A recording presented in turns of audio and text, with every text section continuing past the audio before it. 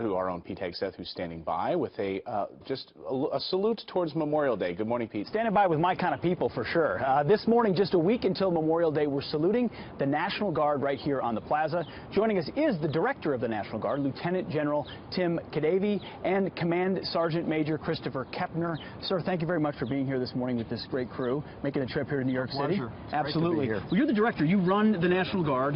So much going on. You've got a vision for the future of how this fighting force. I was a member of the National Guard before, so it's near and dear to my heart. What's your vision for this organization? Well, thanks so much for having us here today.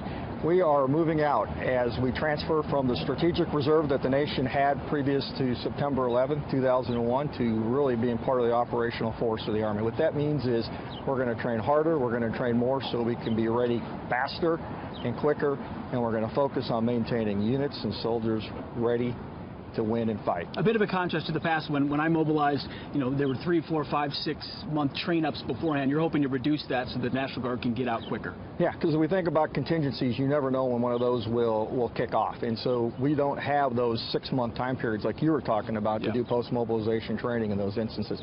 So we are sending units to the National Training Center. Your former unit, the 1st of the 34th, did a tremendous job out there last year.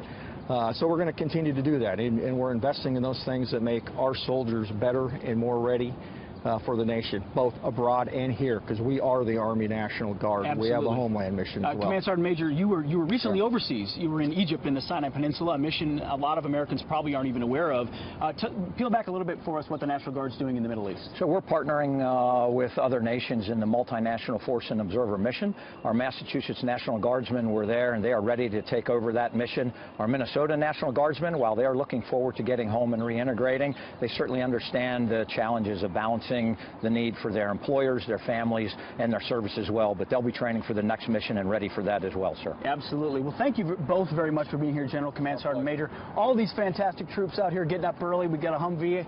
I think I'm going to take a ride in that later on. These are New York's best, New York Army National Guard. New York Army National Guard. I was part of the Fighting 69th here in the city as well. On duty here, protecting your transportation hubs. Ooh. Absolutely. Guys, I'm with the best out here. I may not come back inside to join you guys, but you guys are awesome too. You are. Pete, please thank them all for their service. Love having them here this morning.